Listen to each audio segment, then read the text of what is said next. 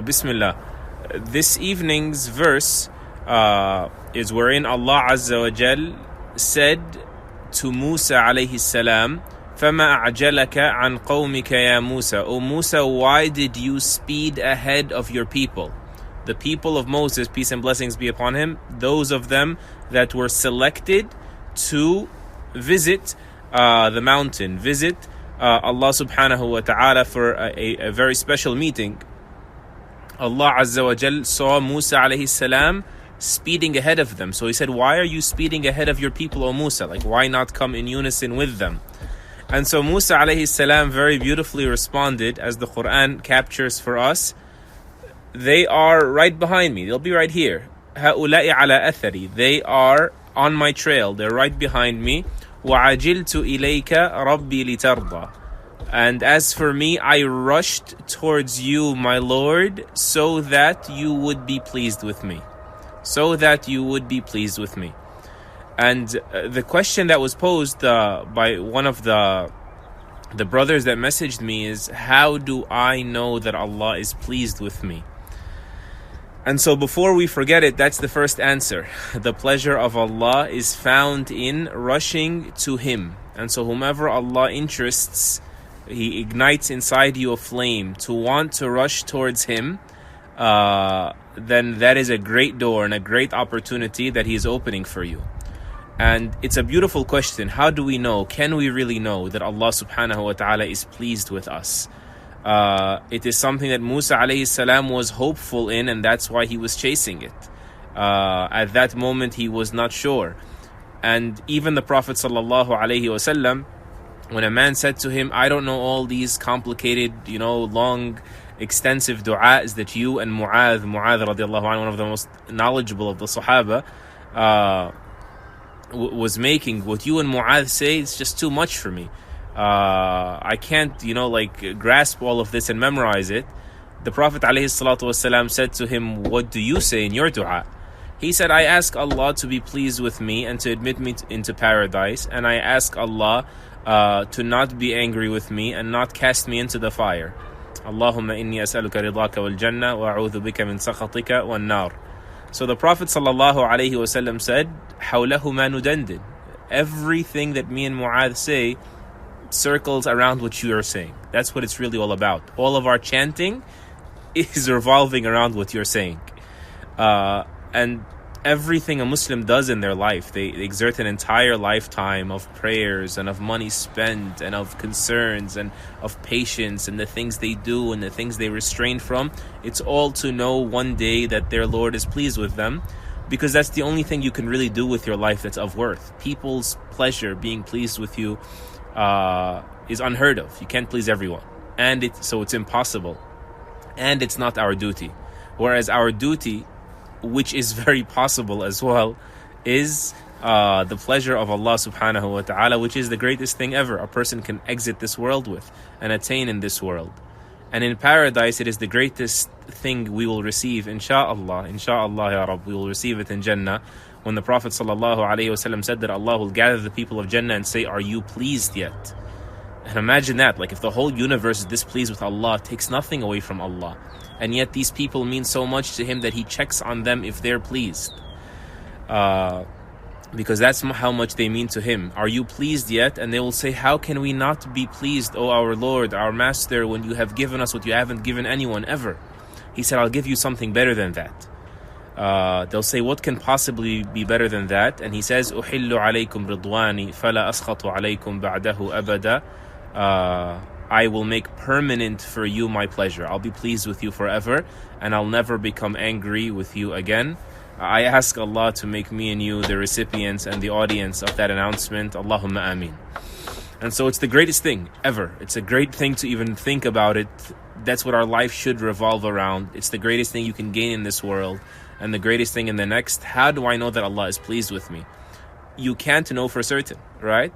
That's why Allah told us there are certain deeds that He is pleased with, not people per se. I mean, some people like the prophets we know for sure He is pleased with. Some people like the enemies of the prophets that died as enemies of the prophets we know for sure He's angered with. But aside from that, all we know is that Allah is pleased with certain actions and displeased with certain actions. And so your job is to rush to as many of those actions as you know is pleasing to him. So that's the first step, knowledge. If you are earning Allah's pleasure, you are earning it through knowing what pleases him. And it's amazing. I mean, to know, for example, the Prophet ﷺ said, Allah is pleased that you eat a meal or eat a morsel, a bite, he says, and say Alhamdulillah, praise be to Allah. That pleases him. SubhanAllah, where Allah's pleasure Azza wa Jal can be found. He is so great, but the way to earn his pleasure sometimes is so meager, so tiny, so accessible.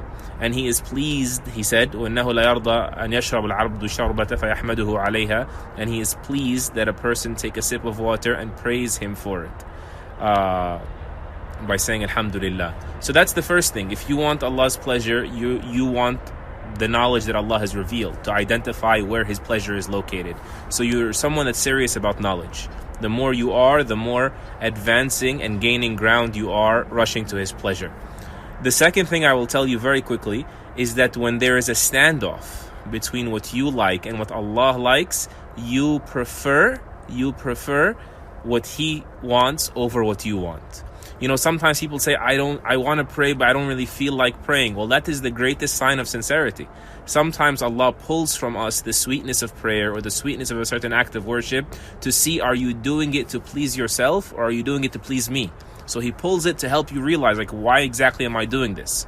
So at the times when you don't feel like doing something, but it pleases him, but it's not pleasing to you, and you pick what pleases him, then you, insha'Allah, are someone who is gaining more and more ground towards the pleasure of Allah. And then you prioritize, of course, because sometimes there are certain things that we do that we think are pleasing to Allah, and they may in fact be pleasing to Allah, but not at the expense of other things. So what do I mean? Obligations. If you are thinking, may Allah forbid, that you're going to like just do what you want to do or bribe Allah and do some voluntary deeds here or voluntary deeds there, when the deeds that he obligated on you, whether it's taking the prayer time seriously, whether it's a certain dress code, whether it is respecting your parents, prioritize what he prioritized. That is of the signs that he is pleased with you.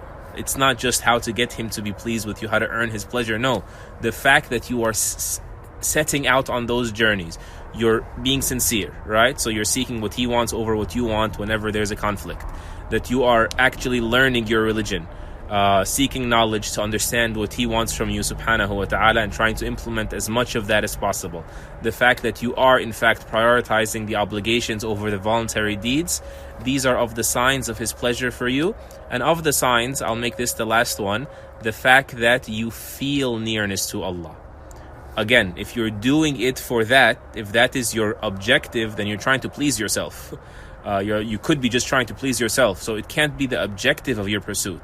But it is one of the signs of your pursuits, because I'll leave you with a statement of Ibn Taymiyyah that is just splendid. He says, rahimahullah, when a person does an act of devotion towards Allah, he performs a deed that pleases Allah, and he doesn't find that sweetness inside him, that feeling of pleasure inside him, then he should be critical of that act of worship, because Allah is too appreciating. He is a shakur. His name is the most appreciative, meaning he appreciates you too much or so much that he will not make you wait for the reward altogether. He'll give you a little bit of the reward now, but be careful. It is addictive, but don't seek it as the end goal. It's a sign that you're on the right track, inshallah. Keep going. That's why he sends it, subhanahu wa ta'ala. But if it is absent, or don't seek it. Don't make it your primary goal, because he is pleased with those that seek to please him, not those that seek to please themselves. Jazakallahu khairan. May Allah make us and you like Musa alayhi salam, who rushed to the pleasure of his Lord, and make us stand out in our pursuit of his pleasure. Allahumma ameen. Jazakallahu khairan. Assalamu alaikum wa rahmatullah.